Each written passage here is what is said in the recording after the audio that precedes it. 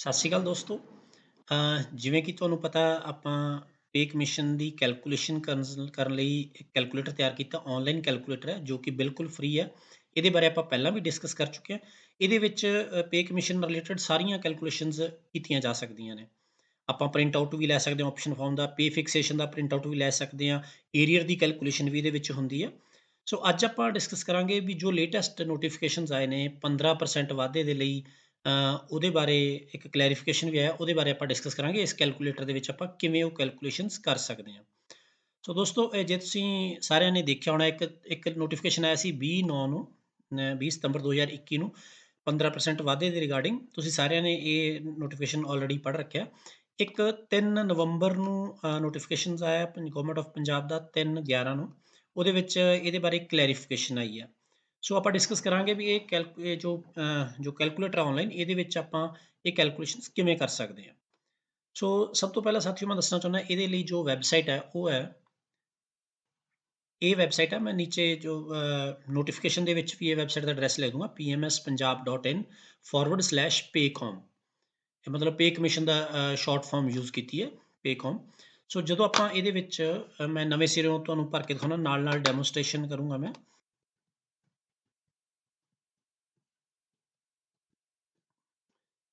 ਇਹ ਵੈਬਸਾਈਟ ਖੁੱਲਦੀ ਹੈ।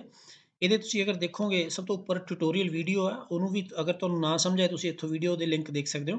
ਨੀਚੇ 3 ਅਲੱਗ-ਅਲੱਗ ਬਟਨ ਦਿੱਤੇ ਨੇ, ਇਹਦੇ ਵਿੱਚੋਂ ਅਗਰ ਤੁਸੀਂ ਆਲਰੇਡੀ ਰਜਿਸਟਰਡ ਹੋ ਤਾਂ ਆਪਾਂ ਸਿੱਧਾ ਕਲਿੱਕ ਕਰਨਾ ਹੈ, ਲੌਗਇਨ ਕਰ ਲੈਣਾ। ਨਹੀਂ ਤਾਂ ਫਸਟ ਟਾਈਮ ਯੂਜ਼ਰਸ ਲਈ ਇੱਕ ਸਿੰਪਲ ਜਿਹਾ ਰਜਿਸਟ੍ਰੇਸ਼ਨ ਪ੍ਰੋਸੀਜਰ ਆਪਾਂ ਉਹ ਕਰਨਾ ਇਹਦੇ ਤੇ। ਜਿਸ ਤਰ੍ਹਾਂ ਮੈਂ ਇੱਥੇ ਆਪਣਾ ਨਾਮ ਭਰ ਦਿੰਦਾ, ਮੈਂ ਆਪਣਾ ਆਫਿਸ ਦਾ ਨੇਮ ਮੈਂ ਆਪਣਾ ਈਮੇਲ ਐਡਰੈਸ ਭਰਦਾ। ਉਸ ਤੋਂ ਬਾਅਦ ਮੈਂ ਆਪਣਾ ਇੱਥੇ ਪਾਸਵਰਡ ਭਰੂੰਗਾ। ਕੋਈ ਵੀ ਪਾਸਵਰਡ ਮੈਂ ਜੋ ਬਣਾਉਣਾ ਚਾਹੁੰਦਾ, ਮੈਂ ਆਪਦੇ ਈਮੇਲ ਵਾਲਾ ਪਾਸਵਰਡ ਨਹੀਂ ਭਰੂੰਗਾ, ਮੈਂ ਅਲੱਗ ਤੋਂ ਜੋ ਆਪਣਾ ਪਾਸਵਰਡ ਇਹਦੇ ਲਈ ਮੈਂ ਰੱਖਣਾ ਚਾਹੁੰਦਾ। ਫਿਰ ਅਗੇਨ ਸੇਮ ਪਾਸਵਰਡ, ਮਿਨੀਮਮ 6 ਅੱਖਰਾਂ ਦਾ ਹੋਣਾ ਚਾਹੀਦਾ, ਕਿਉਂਕਿ ਮੈਂ ਪਹਿਲਾਂ ਆਲਰੇਡੀ ਆਪਣਾ ਈਮੇਲ ਆਈਡੀ ਦੇ ਨਾਲ ਤੇ ਇੱਕ ਯੂਜ਼ਰ ਅਕਾਊਂਟ ਬਣਾ ਚੁੱਕਿਆ, ਇਸ ਕਰਕੇ ਇੱਥੇ ਆ ਰਹੀ ਹੈ ਐਰਰ, ਈਮੇਲ ਆਲਰੇਡੀ ਐਗਜ਼ਿਸਟ। ਸੋ ਜਦੋਂ ਆਪਾਂ ਇਹਨੂੰ ਕਰ ਲਾਂਗੇ ਤਾਂ ਆਪਣਾ ਈਮੇਲ ਭਰ ਕੇ ਆਪਾਂ ਸਬਮਿਟ ਤੇ ਕਲਿੱਕ ਕਰਾਂਗੇ, ਆਪਣਾ ਇੱਕ ਆਈਡੀ ਕ੍ਰੀਏਟ ਹੋ ਜਾਊਗਾ। ਸੋ ਮੇਰਾ ਆਈਡੀ ਆਲਰੇਡੀ ਕ੍ਰੀਏਟਡ ਹੈ, ਇਸ ਕਰਕੇ ਮੈਂ ਸਿੱਧਾ ਲੌਗਇਨ ਪੇਜ ਤੇ ਜਾਣਾ। ਜੋ ਤੁਹਾਡਾ ਆਈਡੀ ਕ੍ਰੀਏਟ ਹੋ ਗਿਆ, ਉਸ ਤੋਂ ਬਾਅਦ ਤੁਸੀਂ ਵੀ ਇੱਥੋਂ ਲੌਗਇਨ ਪੇਜ ਦੇ ਉੱਪਰ ਕਲਿੱਕ ਕਰ ਲੈਣਾ, ਲੌਗਇਨ। ਸੋ ਇੱਥੇ ਆਪਾਂ ਆਪਣਾ ਆਈਡੀ ਭਰ ਕੇ ਸਿੱਧਾ ਆਪਾਂ ਚਲਾ ਸਕਦੇ ਹਾਂ। ਲੌਗਇਨ ਕਰਨ ਤੋਂ ਬਾਅਦ ਇਹ ਪੇਜ ਆਪਣੇ ਸਾਹਮਣੇ ਆਉਂਦਾ। ਮੈਂ ਇਹ ਸੌਫਟਵੇਅਰ ਦੇ ਬਾਰੇ, ਇਹ ਵੈਬਸਾਈਟ ਹੈ, ਇਹਦੇ ਬਾਰੇ ਇੱਕ ਗੱਲ ਬੜੀ ਕਲੀਅਰਲੀ ਦੱਸਣੀ ਚਾਹੁੰਦਾ ਵੀ ਇਹ ਪ੍ਰਾਈਵੇਟ ਸਰਵਰ ਤੇ ਬਣਾਇਆ ਹੋਈ ਵੈਬਸਾਈਟ ਹੈ। ਇਹ ਮੈਂ ਆਪ ਬਣਾਈ ਆ ਆਪਣੇ ਸਾਥੀਆਂ ਨਾਲ ਮਿਲ ਕੇ। ਇਹ ਕੋਈ ਆਫੀਸ਼ੀਅਲ ਵੈਬਸਾਈਟ ਨਹੀਂ ਹੈ, ਮਤਲਬ this is not a government portal. ਇਹ ਸਿਰਫ ਆਪਣੇ ਕੈਲਕੂਲੇਸ਼ਨਸ ਨੂੰ ਈਜ਼ੀ ਕਰਨ ਲਈ, ਹੈਲਪ ਲਈ, ਇੰਪਲੋਈਜ਼ ਦੀ ਹੈਲਪ ਲਈ ਇਹਨੂੰ ਤਿਆਰ ਕੀਤਾ। ਇਹਦੇ ਸਾਈਡ ਤੇ ਮੈਨੂ ਬਾਰ ਬਣਿਆ ਹੋਇਆ, ਜਿਹਦੇ ਵਿੱਚ ਅਲੱਗ-ਅਲੱਗ ਤਰ੍ਹਾਂ ਦੇ ਬਟਨ ਨੇ। ਆਪਾਂ ਜਦੋਂ ਫਸਟ ਟਾਈਮ ਕੋਈ ਕੈਲਕੂਲੇਸ਼ਨ ਕਰਨੀ ਹੈ ਤਾਂ ਆਪਾਂ ਨਿਊ ਪੇ ਫਿਕਸੇਸ਼ਨ ਤੇ ਕਰਨਾ। ਇੰਪਲੋਈ ਲਿਸਟ ਦੇ ਵਿੱਚ ਜੋ ਆਪਾਂ ਆਲਰੇਡੀ ਸੇਵ ਕਰ ਚੁੱਕੇ ਇੰਪਲੋਈਜ਼, ਉਹਨਾਂ ਦਾ ਆ ਜਾਂਦਾ। ਫਿਰ ਏਰੀਅਰ ਕੈਲਕੂਲੇਸ਼ਨ ਕਰ ਸਕਦੇ ਹਾਂ, ਕੋਈ ਵੀ ਨੋਟੀਫਿਕੇਸ਼ਨ ਜਿੰਨੇ ਹੁਣ ਤੱਕ ਹੋਏ ਨੇ ਉਹ ਆਪਾਂ ਇਹਦੇ ਤੋਂ ਦੇਖ ਸਕਦੇ ਹਾਂ। ਨੀਚੇ ਟਿਊਟੋਰੀਅਲ ਵੀਡੀਓ ਵੀ ਆ। ਸੋ ਆਪਾਂ ਗੱਲ ਕਰਦੇ ਹਾਂ ਨਿਊ ਪੇ ਫਿਕਸੇਸ਼ਨ ਤੋਂ। ਸੋ ਇੱਥੇ ਜੋ ਆਪਾਂ ਕਲਿੱਕ ਕਰਦੇ ਹਾਂ, ਇਹ ਇੱਕ ਫਾਰਮ ਖੁੱਲਦਾ। ਇਸ ਫਾਰਮ ਦੇ ਨੂੰ ਅਲੱਗ-ਅਲੱਗ 3 ਹਿੱਸਿਆਂ ਵਿੱਚ ਵੰਡਿਆ ਗਿਆ। ਸੋ ਸਭ ਤੋਂ ਪਹਿਲਾਂ ਮੈਂ ਉੱਪਰ ਨਾਂ ਭਰੂੰਗਾ।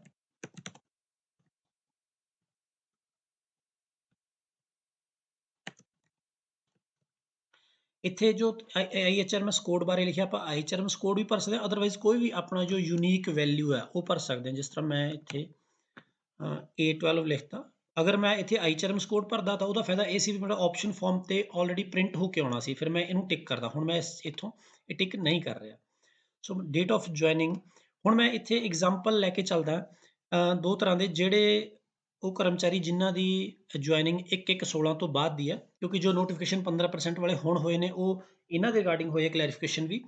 ਸੋ ਮੈਂ ਇੱਥੇ ਇੱਕ ਕੇਸ ਲੈ ਕੇ ਚੱਲਦਾ। ਮੰਨ ਲਓ ਜਿਹੜੇ ਐਜੂਕੇਸ਼ਨ ਡਿਪਾਰਟਮੈਂਟ ਦੇ ਵਿੱਚ SSA ਰਮਸਾ ਦੇ ਅਧਿਆਪਕ ਨੇ, ਉਹਨਾਂ ਦੀ ਜੁਆਇਨਿੰਗ 1/4/2018 ਦੀ ਆ। ਆਪਾਂ ਕਿਸੇ ਵੀ ਡਿਪਾਰਟਮੈਂਟ ਦਾ ਕੋਈ ਵੀ ਕੈਲਕੂਲੇਸ਼ਨ ਇਹਦੇ ਵਿੱਚ ਕਰ ਸਕਦੇ। ਮੈਂ ਐਗਜ਼ਾਮਪਲ SSA ਰਮਸਾ ਵਾਲਿਆਂ ਦਾ ਯੂਜ਼ ਕਰ ਰਿਹਾ ਇਹਦੇ ਵਿੱਚ। ਡੇਟ ਆਫ ਜੁਆਇਨਿੰਗ 1/4/18 ਪਾਈ ਮੈਂ। ਵਾਜ਼ ਯੂਅਰ ਪੇ ਸਕੇਲ ਰਿਵਾਈਜ਼ਡ, ਮੈਂ ਕਹਿੰਦਾ ਯੈਸ। ਭਾਵੇਂ 2011 ਦੇ ਵਿੱਚ ਇਹ ਜੌਬ ਦੇ ਵਿੱਚ ਨਹੀਂ ਸੀ, ਪਰ ਜਿਸ ਪੋਸਟ ਤੇ ਜੁਆਇਨ ਕੀਤਾ ਉਹ ਪੋਸਟ ਦੇ ਪੇ ਸਕੇਲ ਤਾਂ 2011 ਵਿੱਚ ਰਿਵਾਈਜ਼ ਹੋਈ ਸੀ, ਇਸ ਕਰਕੇ ਆਪਾਂ ਯੈਸ ਕਰਦੇ ਹਾਂ। ਉਸ ਤੋਂ ਅੱਗੇ do you want to calculate your pay on notional basis, ਇੱਥੇ ਆਪਾਂ ਯੈਸ ਜਾਂ ਨੋ ਕਰ ਸਕਦੇ ਹਾਂ। ਮੈਂ ਇਸ ਕੇਸ ਦੇ ਵਿੱਚ ਨੋ ਰੱਖੂੰਗਾ, ਕਿਉਂਕਿ ਇਹਨਾਂ ਦੀ ਜੁਆਇਨਿੰਗ 1/1/16 ਤੋਂ ਬਾਅਦ ਦੀ ਹੈ। ਅਗਰ ਜੁਆਇਨਿੰਗ 1/1/16 ਤੋਂ ਪਹਿਲਾਂ ਨਹੀਂ ਹੁੰਦੀ ਤਾਂ ਆਪਾਂ ਯੈਸ ਕਰਕੇ ਇਹ ਵਾਲੀ ਡਿਟੇਲ ਭਰ ਕੇ ਆਪਾਂ ਪਹਿਲਾਂ ਨੋਸ਼ਨਲ ਪੇ ਕੈਲਕੂਲੇਟ ਕਰਨੀ ਹੈ, ਫਿਰ ਮੇਨ ਫਾਰਮ ਤੇ ਆਉਣਾ ਨੀਚੇ। ਸੋ ਮੈਂ ਹੁਣ ਇੱਥੋਂ ਇਸ ਕੇਸ ਦੇ ਵਿੱਚ ਇੱਥੋਂ ਇਹਨੂੰ ਨੋ ਰੱਖਦਾ। ਡੇਟ ਆਫ ਆਪਸ਼ਨ ਜੋ ਇਹਨਾਂ ਦੀ ਜੁਆਇਨਿੰਗ ਦੀ ਡੇਟ ਹੈ 1/4/18 ਮੈਂ ਉਹੀ ਕਰੂੰਗਾ। ਇਨੀਸ਼ੀਅਲੀ ਫਿਕਸਡ ਪੇ ਯੈਸ। ਫਿਰ ਆਪਾਂ ਦੇਖਦੇ ਹਾਂ ਵੀ ਅੱਗੇ ਕੀ ਆਪਸ਼ਨ ਹੈ। 31/12/15 ਨੂੰ ਨੋਸ਼ਨਲੀ ਕੀ ਸਕੇਲ ਸੀ ਉਸ ਪੋਸਟ ਦਾ ਜਿਸ ਪੋਸਟ ਤੇ ਇਹਨਾਂ ਨੇ ਜੁਆਇਨ ਕੀਤਾ। ਮੈਂ ਮਾਸਟਰ ਕੇਡਰ ਦਾ ਐਗਜ਼ਾਮਪਲ ਅਗਰ ਲੈ ਰਿਹਾ ਤਾਂ 3600 ਸੀ, ਬੇਸਿਕ ਪੇ 10,300 ਸੀ ਔਰ ਇਹਨਾਂ ਦਾ ਜੋ ਇੰਕਰੀਮੈਂਟ ਮੰਥ ਹੈ ਉਹ ਅਪ੍ਰੈਲ ਸੀ। ਸਿਮਿਲਰਲੀ ਜੋ ਐਕਚੁਅਲ ਡਿਟੇਲ ਸੀ, ਜੋ ਐਕਚੁਅਲੀ ਸਕੇਲ ਜਿਸ ਤੇ ਇਹਨਾਂ ਨੇ ਜੁਆਇਨ ਕੀਤਾ ਉਹ ਸੀ ਇਹਨਾਂ ਦਾ 5000 ਦਾ। ਇਹਦੇ ਵਿੱਚ ਵੀ ਇਹਨਾਂ ਦੀ ਬੇਸਿਕ ਪੇ 10,300 ਬਣਦੀ ਸੀ, ਮੰਥ ਇਹਨਾਂ ਦਾ ਇੰਕਰੀਮੈਂਟ ਮੰਥ ਅਪ੍ਰੈਲ ਸੀ। ਸੋ ਇਹਦੇ ਵਿੱਚ ਫਰਕ ਇਹ ਹੈ ਵੀ ਇਹ ਜੋ ਉੱਪਰਲੀ ਲਾਈਨ ਹੈ ਇਹਦੇ ਵਿੱਚ ਤਾਂ ਆਪਾਂ ਨੋਸ਼ਨਲੀ ਉਸ ਪੋਸਟ ਦਾ ਸਕੇਲ ਕੀ ਬਣਦਾ ਸੀ। ਅਗਰ ਆਪਾਂ 2011 ਦੀ ਰੀ-ਰਿਵੀਜ਼ਨ ਨੂੰ ਛੱਡ ਦਈਏ ਤਾਂ ਆਪਾਂ ਉਹ ਸਕੇਲ ਇੱਥੇ ਭਰਨਾ। ਨੀਚੇ ਜੋ ਐਕਚੁਅਲ ਸਕੇਲ ਤੇ ਜਿਸ ਤੇ ਉਹਨਾਂ ਨੇ ਜੁਆਇਨ ਕੀਤਾ ਆਪਾਂ ਉਹ ਭਰਨਾ। ਭਾਵੇਂ ਉਹਨਾਂ ਨੂੰ ਫਿਕਸ ਸੈਲਰੀ ਮਿਲਦੀ ਸੀ ਪਰ ਸਕੇਲ ਉਸ ਪੋਸਟ ਦਾ ਇਹ ਸੀ। ਇਸ ਤੋਂ ਨੀਚੇ ਇੱਕ ਆ ਰਿਹਾ ਯੈਲੋ ਇਹਦੇ ਬਾਰ ਦੇ ਵਿੱਚ ਇੱਕ ਲਾਈਨ ਦੇ ਵਿੱਚ ਟੈਕਸਟ ਬਾਕਸ ਹੈ, ਇੱਥੇ ਆਪਾਂ ਐਕਚੁਅਲ ਭਰਨੀ ਹੈ। ਜਿਸ ਤਰ੍ਹਾਂ ਮਤਲਬ ਇਹ ਜਿਹੜੇ EMPLOYEE ਸੀ ਇਹਨਾਂ ਦੇ 10,300 ਬੇਸਿਕ ਹੋਣ ਦੇ ਬਾਵਜੂਦ ਇਹਨਾਂ ਨੂੰ ਐਕਚੁਅਲ ਦੇ ਵਿੱਚ 15,300 ਦਿੱਤਾ ਗਿਆ ਸੀ। ਇਹ 15,300 ਤਾਂ ਭਰਨੀ ਹੈ ਕਿਉਂਕਿ ਏਰੀਅਰ ਕੈਲਕੂਲੇਸ਼ਨ ਇਹਦੇ ਅਕੋਰਡਿੰਗ ਹੋਣੀ ਚਾਹੀਦੀ ਹੈ। ਸੋ ਉਸ ਤੋਂ ਅੱਗੇ ਜਿਹੜੇ ਆਪਸ਼ਨ ਦਿੱਤੇ ਨੇ ਜਿਨ੍ਹਾਂ ਦਾ ਜਨਵਰੀ ਦੇ ਵਿੱਚ ਇੰਕਰੀਮੈਂਟ ਹੁੰਦਾ ਉਹਦੇ ਲਈ ਆ। ਅਗਰ ਐਕਸਟੈਂਸ਼ਨ ਤੇ ਇਹ ਇਸ ਕੇਸ ਦੇ ਵਿੱਚ ਇਹ ਸਾਰੇ ਐਪਲੀਕੇਬਲ ਨਹੀਂ ਆ। ਮੈਂ ਇੱਕ ਵਾਰ ਇਹਨਾਂ ਨੂੰ ਛੱਡ ਦੇਣਾ। ਸੋ ਮੈਂ ਇਹਨਾਂ ਦੀ ਡੇਟ ਆਫ ਜੁਆਇਨਿੰਗ ਭਰੀ ਸੀ 1/4/18। ਉਸ ਤੋਂ ਬਾਅਦ ਥੱਲੇ ਇੱਥੇ ਆ ਜਾਂਦੇ ਆਪਾਂ ਇਹ ਟੇਬਲ ਦੇ ਉੱਪਰ ਜੋ ਉਹਨਾਂ ਦੀ ਜੁਆਇਨਿੰਗ ਤੋਂ ਬਾਅਦ ਜੋ ਵੀ ਇਵੈਂਟ ਨੇ ਮਤਲਬ ਉਹਨਾਂ ਦੇ ਪੇ ਦੇ ਰਿਗਾਰਡਿੰਗ ਉਹਨਾਂ ਦੀ ਆਪਾਂ ਇੱਥੇ ਐਂਟਰੀ ਕਰ ਸਕਦੇ ਹਾਂ। ਧਿਆਨ ਰੱਖਣਾ ਐਨੂਅਲ ਇਨਕਰੀਮੈਂਟ ਦੀ ਐਂਟਰੀ ਆਪਾਂ ਇੱਥੇ ਨਹੀਂ ਕਰਨੀ। ਐਨੂਅਲ ਇਨਕਰੀਮੈਂਟ ਨੇ ਜੋ ਉਹ ਆਪਦੇ ਆਪ ਕੈਲਕੂਲੇਟ ਹੋਣੇ ਨੇ ਇਸ ਕੈਲਕੂਲੇਟਰ ਦੇ ਰਾਹੀਂ। ਸੋ ਮੈਂ ਇੱਥੇ ਕੈਲਕੂਲੇਸ਼ਨ ਦੇ ਵਿੱਚ ਸਭ ਤੋਂ ਪਹਿਲਾਂ ਇੱਥੇ ਭਰਦਾ ਫੁੱਲ ਸਕੇਲ ਕਿਉਂਕਿ 1/4/18 ਤੋਂ ਬਾਅਦ ਸਭ ਤੋਂ ਪਹਿਲਾਂ ਉਹਨਾਂ ਦਾ ਸਕੇਲ ਉਹਨਾਂ ਦਾ ਫੁੱਲ ਹੋਇਆ ਜਦੋਂ ਪਰਖ ਸਮਾਂ ਪਾਰ ਹੋਇਆ। ਤਾਂ ਇਹਨਾਂ ਦਾ ਪਾਰ ਹੋਇਆ 1/4/2020 ਨੂੰ। ਸੌਰੀ ਨੋਸ਼ਨਲੀ ਸਕੇਲ ਬਣਦਾ ਸੀ ਉਹੀ 3600। ਇੰਕਰੀਮੈਂਟ ਮੰਥ ਇਹਨਾਂ ਦਾ ਅਪ੍ਰੈਲ ਹੀ ਰਿਹਾ। ਐਕਚੁਅਲੀ ਸਕੇਲ ਇਹਨਾਂ ਦਾ ਸੀਗਾ 5000। ਸੇਮ ਕੇਸ ਇੱਥੇ ਵੀ ਆ, ਪਹਿਲਾਂ ਆਪਾਂ ਨੋਸ਼ਨਲ ਭਰਦੇ ਹਾਂ ਫਿਰ ਐਕਚੁਅਲ ਜਿਸ ਪੋਸਟ ਤੇ ਉਹਨਾਂ ਨੇ ਜੁਆਇਨ ਕੀਤਾ। ਸੋ ਨੈਕਸਟ ਜਿਹੜਾ ਹੈ ਇਹ ਖਾਨਾ ਸਿਰਫ ਤਾਂ ਭਰਨਾ ਹੁੰਦਾ ਪਰ ਅਗਰ ਪ੍ਰਮੋਸ਼ਨ ਹੋਵੇ, ਪ੍ਰਮੋਸ਼ਨ ਦੇ ਨਾਲ ਅਗਰ ਇੰਕਰੀਮੈਂਟ ਪ੍ਰਮੋਸ਼ਨ ਦੇ ਨਾਲ ਲੈਣਾ ਜਾਂ ਨੈਕਸਟ ਇੰਕਰੀਮੈਂਟ ਦੇ ਨਾਲ ਲੈਣਾ ਉਹਦੇ ਲਈ ਇਹ ਹੁੰਦਾ, ਅਦਰਵਾਈਜ਼ ਇਹ ਐਪਲੀਕੇਬਲ ਨਹੀਂ ਹੈ। ਸੋ ਇਹਨਾਂ ਦਾ 1/4/20 ਤੋਂ ਬਾਅਦ ਹੋਰ ਕੁਝ ਨਹੀਂ ਹੋਇਆ ਕਿਉਂਕਿ ਐਨੂਅਲ ਇੰਕਰੀਮੈਂਟ ਲੱਗੇ ਨੇ ਉਹ ਆਪਦੇ ਆਪ ਕੈਲਕੂਲੇਟ ਹੋਣੇ ਆ। ਨੀਚੇ ਹੈਗਾ ਐਡ ACP ਇੰਕਰੀਮੈਂਟ ਆਪਾਂ ਫਿਲਹਾਲ ਨੋ ਰੱਖਦੇ ਹਾਂ। ਇਹ ਕਰਨ ਤੋਂ ਬਾਅਦ ਥੱਲੇ ਆਪਾਂ ਆ ਸਕਦੇ ਹਾਂ ਵੀ ਜੋ ਅਲਾਉਂਸਸ ਆਪਾਂ ਨੂੰ ਮਿਲਦੇ ਨੇ ਜੋ HRA ਦੀ ਕੈਟਾਗਰੀ ਬਣਦੀ ਹੈ ਉਹ ਆਪਾਂ ਇੱਥੇ ਭਰ ਸਕਦੇ ਹਾਂ। ਉਹ ਸਿਰਫ ਆਪਾਂ ਕੰਪੈਰੀਜ਼ਨ ਕਰਨ ਲਈ ਵੀ ਆਪਾਂ ਨੂੰ ਹੁਣ ਕਿੰਨੀ ਸੈਲਰੀ ਮਿਲੂਗੀ ਉਹ ਆਪਾਂ ਇੱਥੇ ਭਰ ਸਕਦੇ ਹਾਂ। ਅਗਰ NPA ਐਪਲੀਕੇਬਲ ਹੈ ਜਾਂ ਨਹੀਂ ਆ ਜਾਂ ਬਾਰਡਰ ਏਰੀਆ ਐਪਲੀਕੇਬਲ ਹੈ, ਜੋ ਕੰਪਨਸੇਟਰੀ ਪੇ ਹੁੰਦੀ ਆ ਪੁਲਿਸ ਡਿਪਾਰਟਮੈਂਟ ਦੇ ਵਿੱਚ ਉਹ ਮਿਲਦੀ ਹੈ ਨਹੀਂ ਮਿਲਦੀ, ਸਾਰਾ ਆਪਾਂ ਇੱਥੋਂ ਯੈਸ ਨੋ ਕਰ ਸਕਦੇ ਹਾਂ। ਮੈਂ ਹਾਲ ਦੀ ਘੜੀ ਇਹਦੇ ਵਿੱਚ ਸਿਰਫ 500 ਜੋ ਮੋਬਾਈਲ ਭੱਤਾ ਉਹ ਭਰਨਾ। ਜੋ ਮੈਡੀਕਲ ਅਲਾਉਂਸ ਹੈ ਉਹ ਕਿਉਂਕਿ ਫਿਕਸ ਉਹ ਸਾਰਿਆਂ ਨੂੰ ਮਿਲਣਾ। ਸੋ ਮੈਂ ਇੰਨਾ ਕਰਕੇ ਇੱਕ ਵਾਰੀ ਕੈਲਕੂਲੇਟ ਤੇ ਕਲਿੱਕ ਕਰਦਾ। ਜਦੋਂ ਮੈਂ ਕੈਲਕੂਲੇਟ ਦਾ ਬਟਨ ਦਬਦਾ ਤਾਂ ਆਪਣੇ ਸਾਹਮਣੇ ਤਿੰਨੋਂ ਤਰ੍ਹਾਂ ਦੀਆਂ ਕੈਲਕੂਲੇਸ਼ਨ ਹੋ ਕੇ ਟੇਬਲਰ ਫਾਰਮ ਦੇ ਵਿੱਚ ਆਪਣੇ ਸਾਹਮਣੇ ਆ ਜਾਂਦੀਆਂ ਤਾਂ ਜੋ ਆਪਾਂ ਉਹਨੂੰ ਕੰਪੇਅਰ ਕਰ ਸਕੀਏ। ਹੁਣ ਅਗਰ ਤੁਸੀਂ ਇਸ ਕੇਸ ਦੇ ਵਿੱਚ ਦੇਖੋਗੇ ਪਹਿਲੀ ਜੋ ਕੈਲਕੂਲੇਸ਼ਨ ਹੈ ਪਹਿਲਾ ਕਾਲਮ ਹੈ ਉਹ 2.25 ਦੇ ਅਕੋਰਡਿੰਗ ਕੈਲਕੂਲੇਸ਼ਨ ਕੀਤੀ ਹੋਈ ਹੈ, ਫਿਰ 2.59 ਦੇ ਅਕੋਰਡਿੰਗ ਹੈ, ਲਾਸਟ ਵਨ ਹੈ 15% ਦੇ ਅਕੋਰਡਿੰਗ। ਹੁਣ ਇਸ ਕੇਸ ਦੇ ਵਿੱਚ ਜਿੰਨੀ ਦੇਰ ਪਰਖ ਸਮਾਂ ਰਹਿੰਦਾ ਉਨੀ ਦੇਰ ਇਹਨਾਂ ਦੀ ਜੋ ਫਿਕਸ ਸੈਲਰੀ ਮਿਲਣੀ ਹੈ ਰਿਵਾਈਜ਼ ਸਕੇਲ ਦੇ ਵਿੱਚ ਵੀ 2.25 ਦੇ ਅਕੋਰਡਿੰਗ 23,175, 2.59 ਦੇ ਅਕੋਰਡਿੰਗ 26,677 ਔਰ 15% ਦੇ ਵਿੱਚ ਕਿਉਂਕਿ ਇਸ ਜੋ ਸਮਾਂ ਜੋ ਨੋਟੀਫਿਕੇਸ਼ਨ ਦੇ ਵਿੱਚ ਲਿਖਿਆ ਉਸ ਸਮੇਂ ਦਾ ਕੋਈ ਏਰੀਅਰ ਨਹੀਂ ਮਿਲਣਾ। ਸੋ ਦਿੱਤੇ ਗਏ ਫੈਕਟਰ ਦੇ ਅਕੋਰਡਿੰਗ ਇੱਥੇ ਸੈਲਰੀ ਮੈਂਸ਼ਨ ਕੀਤੀ ਜਾਣੀ ਹੈ ਜਸਟ ਕਿਉਂਕਿ ਇਹਦਾ ਏਰੀਅਰ ਕੋਈ ਮਿਲਣਾ ਨਹੀਂ। ਜਦੋਂ ਫੁੱਲ ਸਕੇਲ ਹੁੰਦਾ ਫੁੱਲ ਸਕੇਲ ਤੋਂ ਬਾਅਦ 2.25 ਦੇ ਨਾਲ 41,600, 2.59 ਦੇ ਨਾਲ 38,100, 15% ਇਨਕਰੀਜ਼ ਦੇ ਨਾਲ 45,400। ਸੋ ਇਹ ਤਿੰਨ ਤਰ੍ਹਾਂ ਦੀ ਕੈਲਕੂਲੇਸ਼ਨ ਆਪਣੇ ਸਾਹਮਣੇ ਆ ਜਾਂਦੀ ਹੈ। ਇਸ ਤੋਂ ਅਗਰ ਥੱਲੇ ਆਪਾਂ ਨੀਚੇ ਨੈਕਸਟ ਟੇਬਲ ਦੇਖਾਂਗੇ ਤਾਂ ਆਪਣੀ ਉੱਥੇ 30/11/21 ਨੂੰ ਕੀ ਸੈਲਰੀ ਹੋ ਸਕਦੀ ਹੈ ਜਾਂ ਕੀ ਬਣਦੀ ਸੀ ਆਪਣੀ 올ਡ ਸਕੇਲ ਦੇ ਵਿੱਚ 2.25 ਦੇ ਅਕੋਰਡਿੰਗ ਕਿੰਨੀ ਬਣੂ 2.59 ਦੇ ਅਕੋਰਡਿੰਗ ਤੇ ਮਿਨੀਮਮ 15% ਇਨਕਰੀਜ਼ ਦੇ ਅਕੋਰਡਿੰਗ ਆਪਾਂ ਚਾਰੋਂ ਸੈਲਰੀਜ਼ ਦਾ ਇੱਥੇ ਕੰਪੈਰੀਜ਼ਨ ਆਪਾਂ ਦੇਖ ਸਕਦੇ ਹਾਂ ਵੀ ਹੁਣ ਅੱਜ ਦੀ ਡੇਟ ਵਿੱਚ ਆਪਾਂ ਨੂੰ ਕਿੱਥੇ ਕਿੰਨਾ ਫਰਕ ਪੈਣਾ ਆਪਣੀ ਸੈਲਰੀ ਦੇ ਵਿੱਚ। ਸੋ ਉਸ ਤੋਂ ਅੱਗੇ ਆਪਣੀ ਜੋ ਪੇ ਫਿਕਸੇਸ਼ਨ ਹੈ ਜੋ ਆਪਣਾ ਬਣਦਾ ਆਪਾਂ ਸਰਵਿਸ ਬੁੱਕ ਤੇ ਜਿਵੇਂ ਚੜਾਉਂਦੇ ਹੁੰਦੇ ਆ ਉਹ ਵੀ ਇਹਦੀ ਥੱਲੇ ਡਿਟੇਲ ਆ ਜਾਂਦੀ ਹੈ। ਵੀ ਪਹਿਲਾਂ ਪੇ ਰਿਵਾਈਜ਼ ਹੁੰਦੀ ਹੈ, ਫਿਰ ਫੁੱਲ ਸਕੇਲ ਮਿਲਦਾ ਉਦੋਂ ਕਿੰਨੀ ਹੋ ਜਾਣੀ ਆ, ਐਨੂਅਲ ਇੰਕਰੀਮੈਂਟ ਦੇ ਨਾਲ ਕਿੰਨੀ ਹੋ ਜਾਣੀ ਆ। ਕਿਉਂਕਿ ਇੱਥੇ ਜੋ 15% ਹੈ ਉਹ ਦੂਸਰੀਆਂ ਦੋਨਾਂ ਤੋਂ ਵੱਧ ਹੈ, 2.25 ਤੇ 2.59 ਤੋਂ। ਸੋ ਇਸ ਕਰਕੇ ਇੱਥੇ ਨਾਲ MABP ਜਾਣੀ ਕਿ ਮਿਨੀਮਮ ਅਸ਼ੋਰਡ ਬੇਸਿਕ ਪੇ ਨਾਲ ਸ਼ੋ ਹੋ ਰਹੀ ਹੈ। ਸੋ ਇਹ ਕੈਲਕੂਲੇਸ਼ਨ ਆਪਣੇ ਸਾਹਮਣੇ ਆ ਗਈ। ਹੁਣ ਆਪਾਂ ਇਹਨੂੰ ਸੇਵ ਕਰਨਾ ਹੈ। ਸੇਵ ਕਰਨ ਤੋਂ ਪਹਿਲਾਂ ਇੱਥੋਂ ਆਪਾਂ ਆਪਸ਼ਨ ਸਿਲੈਕਟ ਕਰਨਾ ਹੁੰਦਾ ਵੀ ਅਸੀਂ 2.25 ਦਾ ਆਪਸ਼ਨ ਲੈਣਾ ਜਾਂ 2.59 ਦਾ। ਸੋ ਇੱਥੇ ਆਪਾਂ ਦੇਖ ਸਕਦੇ ਹਾਂ ਵੀ 15% ਇਨਕਰੀਜ਼ ਜ਼ਿਆਦਾ ਹੈ 2.25 ਤੋਂ 2.59 ਤੋਂ ਹੀ। ਆਪਾਂ ਆਪਸ਼ਨ ਜੋ ਦੇਣਾ ਉਹ ਜਾਂ 2.25 ਦੇਣਾ ਜਾਂ 2.59 ਦੇਣਾ। ਸੋ ਆਪਾਂ ਦੇਖਾਂਗੇ ਇਹਨਾਂ ਦੋਨਾਂ ਵਿੱਚੋਂ ਕਿਹਦੇ ਵਿੱਚ ਸੈਲਰੀ ਜ਼ਿਆਦਾ ਫਿਕਸ ਹੋ ਰਹੀ ਹੈ। ਸੋ ਆਪਣੇ ਇਸ ਕੇਸ ਦੇ ਵਿੱਚ 2.25 ਵਾਲੇ ਆਪਸ਼ਨ ਦੇ ਨਾਲ 2.25 ਦੇ ਫੈਕਟਰ ਦੇ ਨਾਲ ਸੈਲਰੀ ਜ਼ਿਆਦਾ ਬਣ ਰਹੀ ਹੈ, ਇਸ ਕਰਕੇ ਆਪਾਂ 2.25 ਦਾ ਫੈਕਟਰ ਦੇਵਾਂਗੇ। ਸੋ ਮੈਂ ਇੱਥੇ 2.25 ਦਾ ਫੈਕਟਰ ਸਿਲੈਕਟ ਕਰਕੇ ਇਹਨੂੰ ਸੈਲਰੀ ਨੂੰ ਸੇਵ ਕਰ ਦਿੰਦਾ। ਸੋ ਮੇਰਾ ਡਾਟਾ ਸੇਵ ਹੋ ਗਿਆ ਜੀ। ਹੁਣ ਜਦੋਂ ਡਾਟਾ ਸੇਵ ਹੋ ਗਿਆ ਮੈਂ ਇਹਦੀ ਪੇ ਫਿਕਸੇਸ਼ਨ ਦੇਖ ਸਕਦਾ, ਮੈਂ ਕਲਿੱਕ ਕਰਦਾ ਪ੍ਰਿੰਟ ਪੇ ਫਿਕਸੇਸ਼ਨ ਤੇ। ਸੋ ਇਹ ਪੇ ਫਿਕਸੇਸ਼ਨ ਹੋ ਕੇ ਆਪਣੇ ਸਾਹਮਣੇ ਆ ਗਈ।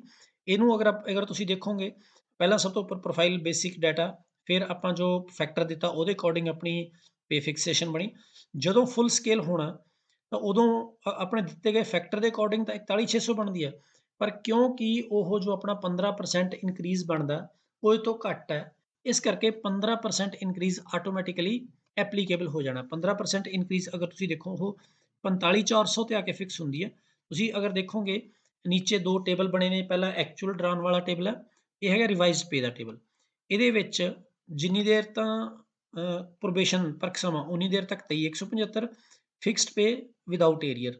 ਜਦੋਂ ਫੁੱਲ ਸਕੇਲ ਹੋ ਗਿਆ ਜਾਨੀ ਕਿ ਪਰਖ ਸਮਾਂ ਪਾਰ ਹੋ ਗਿਆ ਉਸ ਤੋਂ ਬਾਅਦ 45400 ਨੈਕਸਟ ਇਨਕਰੀਮੈਂਟ ਦੇ ਨਾਲ 46800।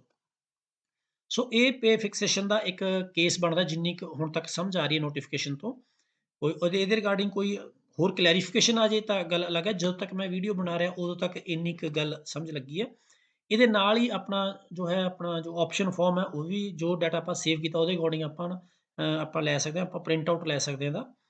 ਸੋ ਆਪਾਂ ਇਹਦਾ ਪ੍ਰਿੰਟ ਲੈਣਾ ਤਾਂ ਆਪਾਂ ਨੀਚੇ ਪ੍ਰਿੰਟ ਤੇ ਕਲਿੱਕ ਕਰ ਦਾਂਗੇ। ਅਗਰ ਆਪਾਂ ਕੋਈ ਲਾਸਟ ਮੋਮੈਂਟ ਤੇ ਚੇਂਜ ਕਰਨਾ ਚਾਹੁੰਦੇ ਹਾਂ ਇਹਨੂੰ ਆਪਾਂ ਪ੍ਰਿੰਟ ਲੈ ਸਕਦੇ ਹਾਂ। ਅਗਰ ਆਪਾਂ ਜਿਸ ਤਰ੍ਹਾਂ ਫਸਟ ਪੇਜ ਹੈ ਇਹ ਸੈਕਿੰਡ ਪੇਜ ਹੈ, ਅਗਰ ਮੈਂ ਇਹਦੀ ਐਕਸਲ ਫਾਈਲ ਸੇਵ ਕਰਨੀ ਚਾਹਾਂ ਤਾਂ ਐਕਸਲ ਫਾਈਲ ਵੀ ਸੇਵ ਕਰਕੇ ਉਹਦੇ ਵਿੱਚ ਅਗਰ ਕੋਈ ਆਪਾਂ ਚੇਂਜ ਕਰਨਾ ਚਾਹੁੰਦੇ ਹਾਂ ਲਾਸਟ ਮੋਮੈਂਟ ਤੇ ਐਡਿਟ ਕਰਨਾ ਚਾਹੁੰਦੇ ਹਾਂ ਤਾਂ ਆਪਾਂ ਉਹ ਵੀ ਕਰ ਸਕਦੇ ਹਾਂ। ਇਹ ਐਕਸਲ ਫਾਈਲ ਹੈ, ਆਪਾਂ ਇਹਦਾ ਪ੍ਰਿੰਟ ਆਊਟ ਵੀ ਲੈ ਸਕਦੇ, ਆਪਣੀ ਆਪਾਂ ਸੇਵ ਕਰਕੇ ਵੀ ਰੱਖ ਸਕਦੇ ਹਾਂ, ਐਡਿਟ ਵੀ ਕਰ ਸਕਦੇ ਹਾਂ। ਸੋ ਇਹ ਸੀ ਕੇਸ ਜੋ SSA ਰਮਸਾ ਦੇ ਰਿਗਾਰਡਿੰਗ ਜੋ ਸਰ ਇਹ ਦੇਖੋ ਡੇਟਸ ਸਰ ਵੈਰੀ ਵੀ ਕਰ ਸਕਦੀਆਂ ਨੇ, ਕਿਉਂਕਿ ਇਹ ਮੈਂ ਇੱਕ ਡਮੀ ਡਾਟਾ ਭਰ ਕੇ ਕੈਲਕੂਲੇਸ਼ਨ ਪਰਪਸ ਲਈ ਇਹ ਯੂਜ਼ ਕੀਤੀ ਹੈ ਇਹ ਡੇਟਸ। ਜੋ ਇਹ ਮਿਤੀਆਂ ਨੇ ਜੋ ਮੈਂ ਭਰੀਆਂ ਇਹ ਕਰਮਚਾਰੀ ਤੋਂ ਹਰ ਕਰਮਚਾਰੀ ਦੀਆਂ ਅਲੱਗ-ਅਲੱਗ ਵੀ ਹੋ ਸਕਦੀਆਂ ਨੇ। ਇਹ ਸਿਰਫ ਇੱਕ ਸਮਝਾਉਣ ਲਈ ਇੱਕ ਡੈਮੋਸਟ੍ਰੇਸ਼ਨ ਪਰਪਸ ਲਈ ਐਗਜ਼ਾਮਪਲ ਡਾਟਾ ਯੂਜ਼ ਕੀਤਾ। ਹੁਣ ਮੈਂ ਸੇਮ ਕੇਸ ਜੋ ਮੈਂ EMPLOYEE ਹੁਣ ਤੱਕ ਇੱਥੇ ਸੇਵ ਕੀਤੇ ਉਹਨਾਂ ਦਾ ਡਾਟਾ ਮੇਰੇ ਕੋਲ ਆ ਰਿਹਾ। ਮੈਂ ਇਹਨਾਂ ਨੂੰ ਅਗਰ ਦੁਬਾਰਾ ਐਡਿਟ ਕਰਨਾ ਚਾਹੁੰਦਾ, ਸਪੋਜ਼ ਮੈਂ ਇਹੀ ਜਿਹੜਾ ਮੈਂ ਹੁਣ ਸੇਵ ਕੀਤਾ ਮੈਨੂੰ ਐਡਿਟ ਕਰਨਾ, ਮੈਂ ਐਡਿਟ ਦੇ ਬਟਨ ਤੇ ਕਲਿੱਕ ਕੀਤਾ। ਸੋ ਉਸ ਤੋਂ ਬਾਅਦ ਜੋ ਡਾਟਾ ਮੈਂ ਸੇਵ ਕੀਤਾ ਸੀ ਉਹ ਦੁਬਾਰਾ ਆ ਗਿਆ। ਹੁਣ ਮੈਂ ਇਹਦੇ ਵਿੱਚ ਦੂਸਰਾ ਐਗਜ਼ਾਮਪਲ ਸੇਮ ਇਸੇ ਕੇਸ ਦੇ ਵਿੱਚ ਤੁਹਾਨੂੰ ਕਰਕੇ ਦਿਖਾਉਣਾ। ਜਿਸ ਤਰ੍ਹਾਂ ਕੁਝ ETT EMPLOYEE ਸੀ ਜਿਹੜੇ ਕਿ 1/1/16 ਤੋਂ ਬਾਅਦ ਭਰਤੀ ਹੋਏ ਸੀ, ਉਹਨਾਂ ਦੀ date of joining dummy data 16/9/2016 ਦੇ ਵਿੱਚ ਉਹਨਾਂ ਦੀ ਜੁਆਇਨਿੰਗ ਸੀ। ਸਕੇਲ ਉਹਨਾਂ ਦੇ ਪੋਸਟ ਦਾ ਰਿਵਾਈਜ਼ ਹੋਇਆ ਸੀ। ਆਪਾਂ ਨੂੰ ਨੋਸ਼ਨਲ ਇੱਥੋਂ ਕਰਨ ਦੀ ਜ਼ਰੂਰਤ ਨਹੀਂ ਹੈ। ਸੋ ਇੱਥੇ ਮੈਂ ਕਰੂੰਗਾ ਇਹਨਾਂ ਦੀ ਜੋ ਡੇਟ ਆਫ ਆਪਸ਼ਨ ਹੈ 16/9/16 ਇਨੀਸ਼ੀਅਲੀ ਫਿਕਸਡ ਯੈਸ। ਜਿਸ ਪੋਸਟ ਤੇ ਇਹਨਾਂ ਨੇ ਜੁਆਇਨ ਕੀਤਾ ਉਹ ਸੀ 3000 ਦੇ ਸਕੇਲ ਗ੍ਰੇਡ ਪੇ ਵਾਲੀ। ਬੇਸਿਕ ਪੇ 59 ਸੀ, ਇਹਨਾਂ ਦਾ ਮੰਥ ਸੀ ਜੋ ਇਨਕਰੀਮੈਂਟ ਦਾ ਉਹ ਸਤੰਬਰ। ਔਰ ਇਹਨਾਂ ਨੇ ਜਿਸ ਪੋਸਟ ਤੇ ਜੁਆਇਨ ਕੀਤਾ ਸੀ ਐਕਚੁਅਲ ਗ੍ਰੇਡ ਪੇ ਉਹਨਾਂ ਦੀ ਸੀ 4200 ਜੋ ਐਕਚੁਅਲੀ ਡਰਾਨ ਹੈ 10300 ਸੀ ਇਹਦੇ ਵਿੱਚ ਸਤੰਬਰ। ਮਿਲੀ ਵੀ ਐਕਚੁਅਲ ਦੇ ਵਿੱਚ ਇਹਨਾਂ ਨੂੰ 10300 ਸੀ। ਸੋ ਅਗਲੇ ਜੋ ਖਾਨੇ ਨੇ ਜੋ ਨੈਕਸਟ ਆਪਣੇ ਆਪਸ਼ਨ ਦਿੱਤੇ ਹਨ ਉਹ ਇਸ ਕੇਸ ਦੇ ਵਿੱਚ ਐਪਲੀਕੇਬਲ ਨਹੀਂ ਹੈ। ਹੁਣ ਥੱਲੇ ਆਪਾਂ ਆਉਂਦੇ ਹਾਂ ਜਿੱਥੇ ਇਵੈਂਟਸ ਕੋਈ ਆਪਾਂ ਐਂਟਰੀ ਕਰਨੀ ਹੈ। ਸੋ ਸਭ ਤੋਂ ਪਹਿਲਾਂ ਆਪਾਂ ਇਹਨਾਂ ਦੀ ਫੁੱਲ ਸਕੇਲ ਦੀ ਐਂਟਰੀ ਕਰਾਂਗੇ। ਫੁੱਲ ਸਕੇਲ ਇਹਨਾਂ ਦਾ ਹੋਇਆ 16/9 2 ਸਾਲ ਬਾਅਦ 2018 ਕਿਉਂਕਿ ਇੱਥੇ ਆਪਾਂ ਭਰੀ ਸੀ 2016 ਦੀ ਜੁਆਇਨਿੰਗ ਸੀ, ਆਪਸ਼ਨ ਆਪਾਂ ਦਿੱਤੀ ਜੁਆਇਨਿੰਗ 2016 ਦੀ। ਤਾਂ 2018 ਦੇ ਵਿੱਚ ਇਹਨਾਂ ਦਾ ਪਰਖ ਸਮਾਂ ਪਾਰ ਹੋਣ ਤੋਂ ਬਾਅਦ ਫੁੱਲ ਸਕੇਲ ਹੋਇਆ। 3000 ਵਾਲਾ ਸਕੇਲ ਸੀ ਨੋਸ਼ਨਲ, ਜਿਹਦੇ ਵਿੱਚ ਪਰਖ ਇਹਨਾਂ ਦੀ ਪੇ ਫਿਕਸੇਸ਼ਨ ਕੀਤੀ ਜਾਣੀ ਹੈ ਸੈਪਟੈਂਬਰ, ਔਰ ਦੂਸਰੇ ਪਾਸੇ ਐਕਚੁਅਲ ਦੇ ਵਿੱਚ 4200 ਸੀ ਸਤੰਬਰ।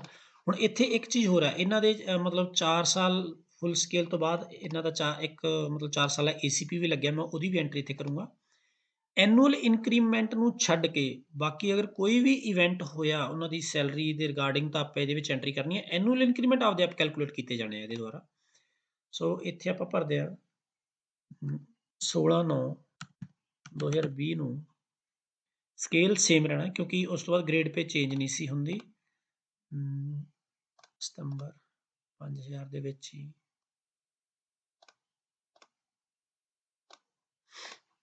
ਸੋ ਇਹ ਆਪਣਾ ਇੱਕ ACP ਦੀ ਆਪਾਂ ਐਂਟਰੀ ਕਰਤੀ। ਹੁਣ ਆਪਾਂ ਇੱਥੇ ਜੋ ਨੇੜੇ ਹੈਗਾ ਐਡ ACP, ਇਹਨੂੰ ਆਪਾਂ ਨੋ ਜ਼ਰੂਰ ਰੱਖਣਾ ਹੈ, ਕਿਉਂਕਿ ਹਾਲੇ ਤੱਕ ਨਵੇਂ ਸਕੇਲ ਦੇ ਵਿੱਚ ACP ਦੇਣ ਬਾਰੇ ਕੋਈ ਪ੍ਰੋਵੀਜ਼ਨ ਨਹੀਂ ਹੈ, ਇਸ ਕਰਕੇ ਇਹਨੂੰ ਨੋ ਰੱਖਣਾ ਆਪਾਂ। ਅਗਰ ਕੋਈ ਕਲੈਰੀਫਿਕੇਸ਼ਨ ਆ ਗਈ ਫਰਦਰ ਆਪਾਂ ਇਹਨੂੰ ਯੈਸ ਕਰ ਸਕਦੇ ਹਾਂ। ਸੋ ਮੈਂ ਹੁਣ ਇਸ ਕੇਸ ਦੀ ਕੈਲਕੂਲੇਸ਼ਨ ਦੁਬਾਰਾ ਕਰਕੇ ਦੇਖਦਾ, ਤਾਂ ਹੁਣ ਮੇਰੇ ਸਾਹਮਣੇ ਦੁਬਾਰਾ ਤਿੰਨੋਂ ਫੈਕਟਰ ਦੇ ਅਕੋਰਡਿੰਗ ਕੈਲਕੂਲੇਸ਼ਨ ਹੋ ਕੇ ਆ ਗਈ 2.25, 2.59 ਤੇ 15%। ਇਹਨਾਂ ਦੀ ਹੁਣ ਅਗਰ ਆਪਾਂ ਜਿਵੇਂ ਦੇਖ ਸਕਦੇ ਹਾਂ ਵੀ 2.25 ਦੇ ਨਾਲ 37,600 ਬਣਦੀ ਹੈ, 2.59 ਦੇ ਨਾਲ 30,600 ਤੇ 15% ਨਾਲ 41,100। ਸੋ ਇਸ ਕੇਸ ਦੇ ਵਿੱਚ ਵੀ 15% ਐਪਲੀਕੇਬਲ ਹੋਊਗਾ, ਕਿਉਂਕਿ 15% ਦੀ ਸੈਲਰੀ ਜ਼ਿਆਦਾ ਬਣਦੀ ਹੈ। ਸੋ ਇੱਥੇ ਆਪਾਂ ਦੇਖ ਸਕਦੇ ਹਾਂ ਤਿੰਨੋਂ ਦੇ ਅਕੋਰਡਿੰਗ ਵੀ ਅੱਜ ਦੀ ਡੇਟ 'ਚ ਤਿੰਨੋਂ ਦੇ ਨਾਲ ਆਪਣੀ ਕਿੰਨੀ ਸੈਲਰੀ ਬਣਨੀ ਹੈ। ਥੱਲੇ ਅਗਰ ਆਪਾਂ ਦੇਖਾਂਗੇ ਆਪਣੇ ਪੇ ਫਿਕਸੇਸ਼ਨ ਟੇਬਲ ਆ ਰਿਹਾ, ਪਹਿਲਾਂ 2.25 ਦੇ ਨਾਲ ਆ, ਉਸ ਤੋਂ ਬਾਅਦ 2.59 ਦੇ ਨਾਲ ਆ ਜੀ। 2.25 ਵਾਲਾ ਆਪਾਂ ਦੇਖਦੇ ਹਾਂ ਕਿਉਂਕਿ ਇਹਦੇ ਵਿੱਚ ਜ਼ਿਆਦਾ 16/9/16 ਨੂੰ ਪੇ ਰਿਵੀਜ਼ਨ ਹੋਈ ਸੀ, 23,175 ਮਿਲਣਾ। ਫਿਰ 16/9/18 ਜਦੋਂ ਫੁੱਲ ਸਕੇਲ ਹੋ ਗਿਆ ਤਾਂ ਆਪਣੀ 41,100, ਜਾਣੀ ਕਿ ਜੋ 15% ਬਣਦਾ ਸੀ ਆਪਣਾ, ਉਹਦੇ ਅਕੋਰਡਿੰਗ ਆਪਣੀ ਇੱਥੇ ਇਸ ਜੋ MABP ਹੈ ਇਹਦੇ ਵਿੱਚ ਆ ਜਾਣੀ ਆ, ਕਿਉਂਕਿ ਇੱਥੇ ਇਹ ਐਪਲੀਕੇਬਲ ਹੋ ਗਿਆ। ਇਸ ਤੋਂ ਪਹਿਲਾਂ ਕਿਉਂਕਿ ਉਸ ਸਮੇਂ ਦਾ ਕੋਈ ਏਰੀਅਰ ਨਹੀਂ ਮਿਲਣਾ, ਪਰ ਸਿਰਫ ਉਹਦੀ ਐਂਟਰੀ ਜਾਣੀ ਕਿ ਸਰਵਿਸ ਬੁੱਕ ਵਿੱਚ ਉਹ ਦਰਜ ਰਹਿਣਾ, ਇਸ ਕਰਕੇ ਉਹਦੀ ਕੈਲਕੂਲੇਸ਼ਨ ਕਰ ਰਹੇ ਹਾਂ ਆਪਾਂ। ਮੈਂਸ਼ਨ ਜ਼ਰੂਰ ਹੋਣਾ। ਉਸ ਤੋਂ ਬਾਅਦ 1/9/19 ਜਿਸ ਤਰ੍ਹਾਂ ਐਨੂਅਲ ਇਨਕਰੀਮੈਂਟ ਲੱਗਿਆ, ਅੱਗੇ ਦੇ ਅੱਗੇ ਆਪਣੀ ਇਹ ਸੈਲਰੀ ਚੱਲਦੀ ਜਾਣੀ ਆ। ਜਿੱਥੇ ਜਾ ਕੇ ਆਪਣਾ 4 ਸਾਲਾ ACP ਲੱਗਿਆ, ਉੱਥੇ ਇਹ ਸੈਲਰੀ ਨਹੀਂ ਵਧਾਈ ਹੋਈ, ਕਿਉਂਕਿ ਨਵੇਂ ਸਕੇਲ ਦੇ ਵਿੱਚ ਹਾਲੇ ਤੱਕ ਕਿਸੇ ਤਰ੍ਹਾਂ ਦਾ ਕੋਈ ਪ੍ਰੋਵੀਜ਼ਨ ਨਹੀਂ ਹੈ। ਸੋ ਆਪਾਂ ਇਹਦੇ ਵਿੱਚ ਇੱਥੇ ACP ਦੀ ਐਂਟਰੀ ਦਾ ਕੋਈ ਇਨਕਰੀਮੈਂਟ ਨਹੀਂ ਲਾ ਰਹੇ। ਉਸ ਤੋਂ ਬਾਅਦ ਅੱਗੇ ਆਪਣਾ 2021 ਦਾ ਇਨਕਰੀਮੈਂਟ ਉਹ ਆ ਗਿਆ। ਸੋ ਇਹ ਪਰ ਇਹਨੂੰ ਇੱਥੇ ਮੈਂਸ਼ਨ ਜ਼ਰੂਰ ਕਰ ਰਹੇ ਹਾਂ, ਤਾਂ ਕਿ ਅਗਰ ਫਿਊਚਰ ਵਿੱਚ ਕੋਈ ਵੀ ਕਲੈਰੀਫਿਕੇਸ਼ਨ ਆਉਂਦੀ ਆ ਤਾਂ ਸਰਵਿਸ ਬੁੱਕ ਦੇ ਵਿੱਚੋਂ ਕਲੀਅਰ ਕੱਟ ਪਤਾ ਲੱਗ ਸਕੇ ਵੀ ਹਾਂ ਇਸ ਤਰੀਕ ਨੂੰ ਇੱਕ ACP ਡਿਊ ਸੀਗਾ ਜਿਹੜਾ ਕਿ ਉਦੋਂ ਇਨਕਰੀਮੈਂਟ ਨਹੀਂ ਲਾਇਆ। ਸੋ ਮੈਂ ਹੁਣ ਇਹਨਾਂ ਨੂੰ ਕਿਉਂਕਿ ਨਾਮ ਸੇਮ ਮੈਂ ਕੁਛ ਹੋਰ ਕਰ ਦਿੰਦਾ ਹੈ, ਜਿਸ ਤਰ੍ਹਾਂ ETD ਕਰ ਦੇਣਾ ਉੱਥੇ। ਇਹਦੇ ਵਿੱਚ ਆਪਾਂ ਕਿੰਨੇ ਵੀ EMPLOYE ਦਾ ਕਰ ਸਕਦੇ ਹਾਂ, ਬਸ ਇਹ ਜਿਹੜਾ ਇਹ ID ਹੈ ਇਹ ਯੂਨੀਕ ਹੋਣਾ ਚਾਹੀਦਾ। ਹਰ ਇੱਕ EMPLOYE ਦਾ ਜੋ IHRMS ਕੋਡ ਜਾਂ ਯੂਨੀਕ ਸੀਰੀਅਲ ਨੰਬਰ ਇਹ ਅਲੱਗ-ਅਲੱਗ ਹੋਣਾ ਚਾਹੀਦਾ। ਅਗਰ ਆਪਾਂ ਸੇਮ ਸੀਰੀਅਲ ਨੰਬਰ ਰੱਖਾਂਗੇ ਤਾਂ ਇੱਕੋ EMPLOYE ਦਾ ਡਾਟਾ ਓਵਰਰਾਈਟ ਹੁੰਦਾ ਜਾਊਗਾ। ਹੁਣ ਮੈਂ ਉਹ ਚੇਂਜ ਕਰਕੇ ਮੈਂ ਡਾਟੇ ਨੂੰ ਸੇਵ ਕਰ ਦਿੰਦਾ ਜੀ। ਸੋ ਡਾਟਾ ਸੇਵਡ ਸਕਸੈਸਫੁਲੀ। ਮੈਂ ਇਹਨਾਂ ਦਾ ਪ੍ਰਿੰਟ ਦੇਖਦਾ। ਸੋ ਸੇਮ ਜੋ ਆਪਾਂ ਉਧਰ ਕੈਲਕੂਲੇਸ਼ਨ ਕੀਤੀ ਸੀ ਉਹਦਾ ਆਪਣੇ ਕੋਲੇ ਪ੍ਰਿੰਟ ਆਊਟ ਆ ਰਿਹਾ ਹੈ ਸੇਮ ਆਪਣਾ ਜੋ ਆਪਸ਼ਨ ਫਾਰਮ ਹੈ ਉਹ। ਸੋ ਇਸ ਤਰ੍ਹਾਂ ਕਰਕੇ ਆਪਾਂ ਇਸ ਕੈਲਕੂਲੇਟਰ ਦੇ ਵਿੱਚ ਜੋ 15% ਦਾ ਵਾਧਾ ਉਹਦੇ ਬਾਰੇ ਆਪਾਂ ਕੈਲਕੂਲੇਸ਼ਨ ਕਰਕੇ ਦੇਖ ਸਕਦੇ ਹਾਂ। ਤਿੰਨਾਂ ਦਾ ਆਪਾਂ ਕੰਪੈਰੀਜ਼ਨ ਕਰ ਸਕਦੇ ਹਾਂ ਵੀ ਕਿੰਨੀ ਆ ਰਹੀ ਹੈ। ਹਰ ਇੱਕ EMPLOYE ਭਾਵੇਂ ਉਹ ਕਿਸੇ ਵੀ ਡਿਪਾਰਟਮੈਂਟ ਦਾ, ਉਹ ਸਾਰੇ ਇਹਦੇ ਵਿੱਚ ਆਪੋ ਆਪਣੀ ਕੈਲਕੂਲੇਸ਼ਨ ਕਰਕੇ ਦੇਖ ਸਕਦੇ ਆ। ਸੋ ਇਹ ਇੱਕ ਮੈਥਡ ਮੈਂ ਤੁਹਾਨੂੰ ਦੱਸਿਆ ਵੀ ਇਸ ਕੈਲਕੂਲੇਟਰ ਨੂੰ ਕਿਵੇਂ ਯੂਜ਼ ਕਰਨਾ, ਕਿਵੇਂ ਤੁਸੀਂ ਆਪਣੀ ਸੈਲਰੀ ਇਹਦੇ ਵਿੱਚ ਕੈਲਕੂਲੇਟ ਕਰ ਸਕਦੇ ਹੋ। ਇਸ ਤੋਂ ਬਗੈਰ ਹੋਰ ਵੀ ਅਲੱਗ-ਅਲੱਗ ਤਰ੍ਹਾਂ ਦੇ ਜਿੰਨਾ ਜਿਵੇਂ ਕੋਈ 1/1/16 ਤੋਂ ਪਹਿਲਾਂ ਦੇ ਭਰਤੀ ਆ ਜਾਂ ਕੋਈ 1/97 ਦੇ ਭਰਤੀ ਆ, ਸਾਰੇ ਆਪੋ ਆਪਣੀ ਕੈਲਕੂਲੇਸ਼ਨ ਇਹਦੇ ਵਿੱਚ ਕਰਕੇ ਦੇਖ ਸਕਦੇ ਆ। Thank you.